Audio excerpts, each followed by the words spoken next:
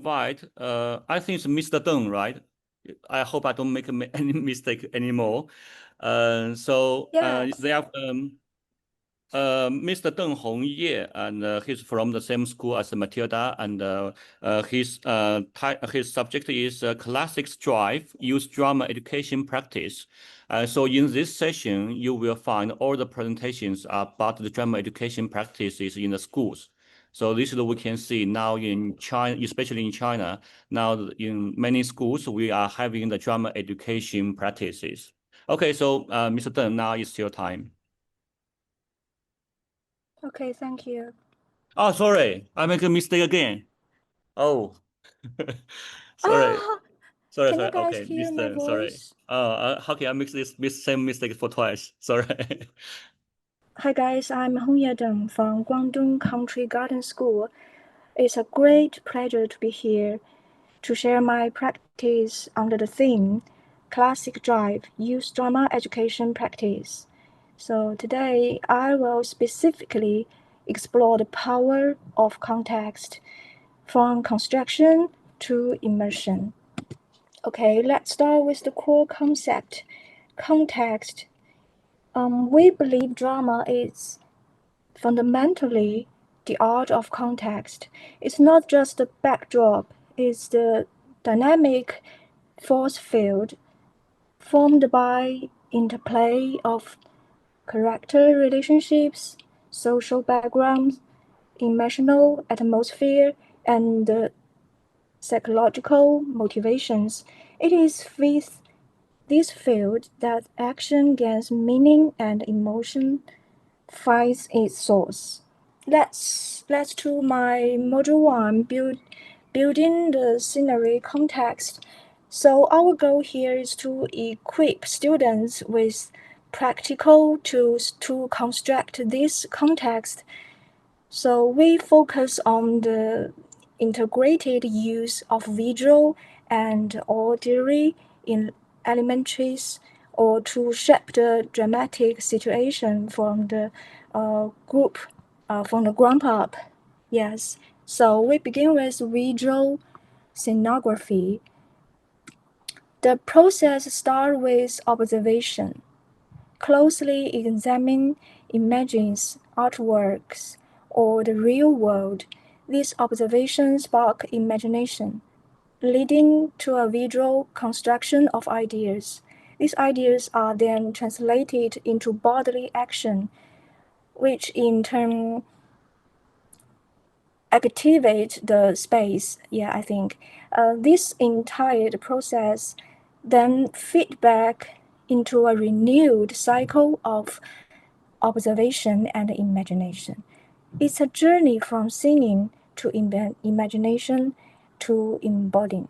In this phase of training, I guide students through the street photography of the master Joseph Kodaka. We discussed the photographic theory of the decisive moment, inspiring them to capture those highly symbolic gestures or actions in daily life that contain the whole story within a single frame. And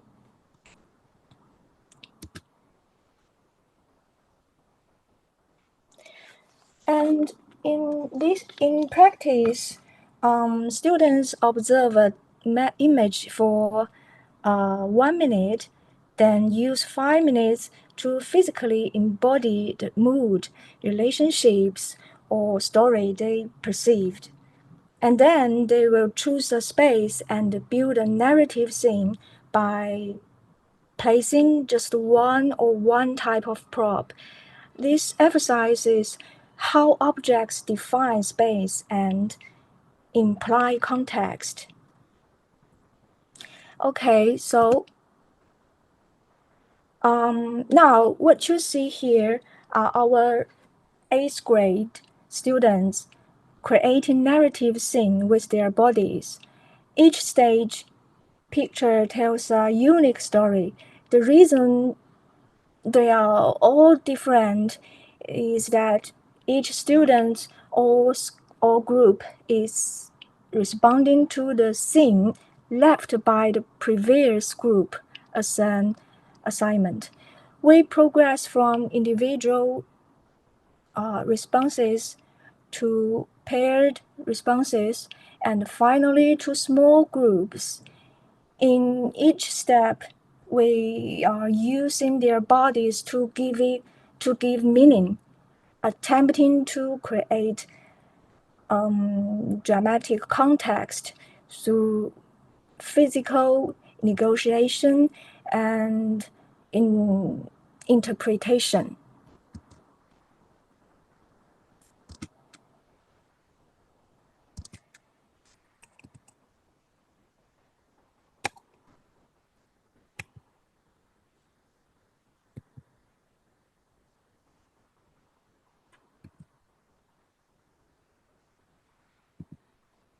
Yes.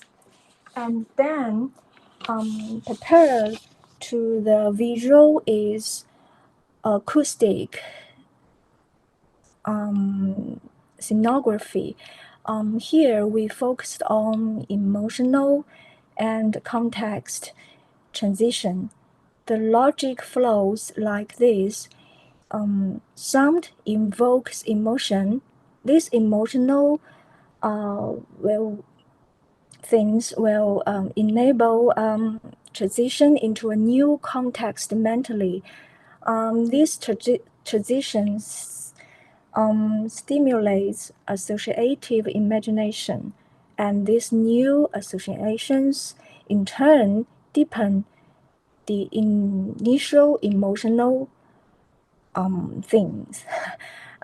Sound becomes a vehicle for emotional and imaginative travel. And to ground this in experience, I selected two pieces of classic music with constraining styles. It was designed to give students a visceral feel for the idea that music conveys emotion, and then to train their ability to discern the distinct mood or emotional equality carried by each piece. Students will collect sounds from their environmental and use them as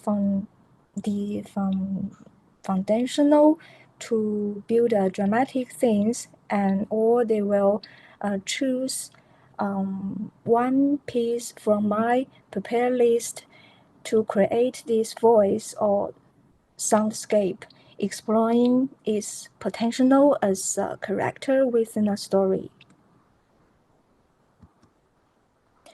The following showcase the work of another group of 8th grade students. After listening to and discussing both musical pieces, each group selected one and used props and their bodies to physically interpret the mood they perceived. What you see are the stories they told, non-verbal narratives born from their collective discussion, personal reflection, and their physical response to the music emotional core. So I will show you the very shortened video.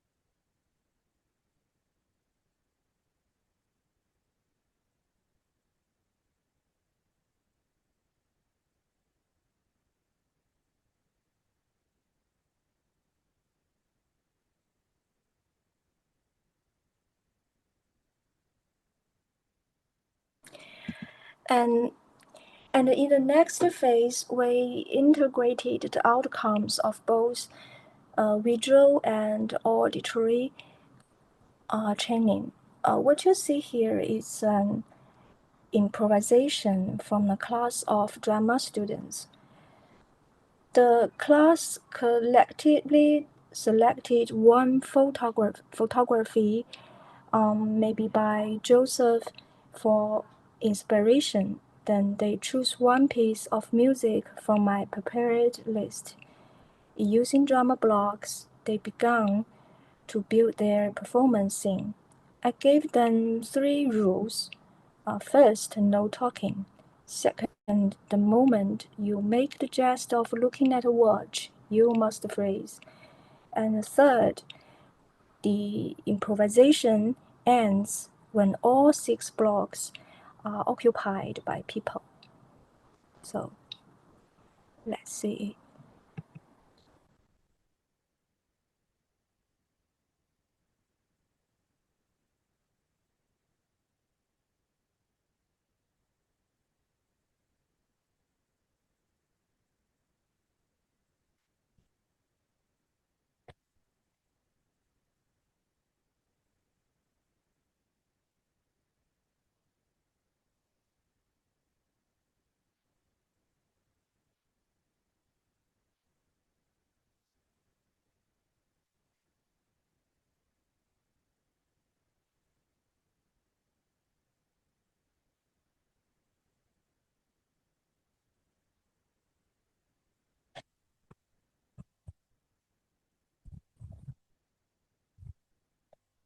And you can see this boy was deeply immersed, as if performing a monologue.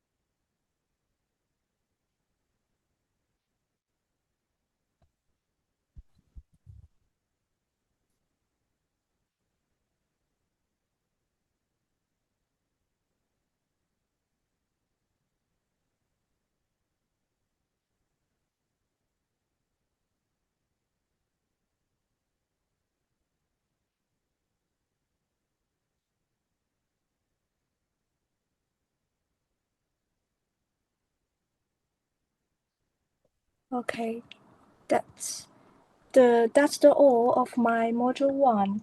So next, let's move to the module 2. We will see the application of these tools in a full performance. We will use a scene from our campus production of Metamorphosis as a case study. Our purpose is to explore how the visual and auditory expressions we practiced in Module 1 can effectively convey complex themes like alienation and family dynamics on stage.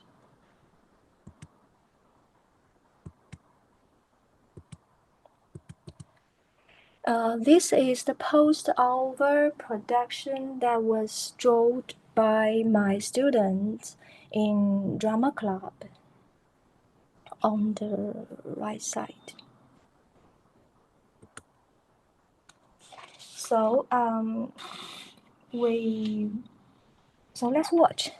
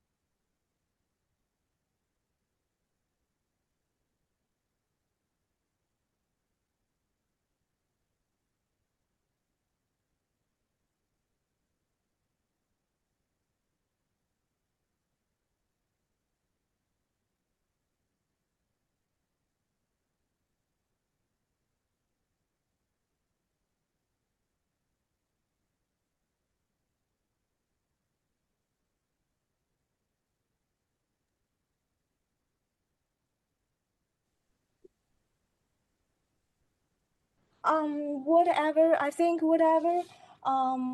we innovate in stage expression or expand our cultural play or build truly integrated platforms, I think finally the goal is, for me, is to position drama education not as a fringe activity, but as a vital pathway for young people to understand the world, to find their unique voice, and to learn to embrace responsibility. Okay, that's all.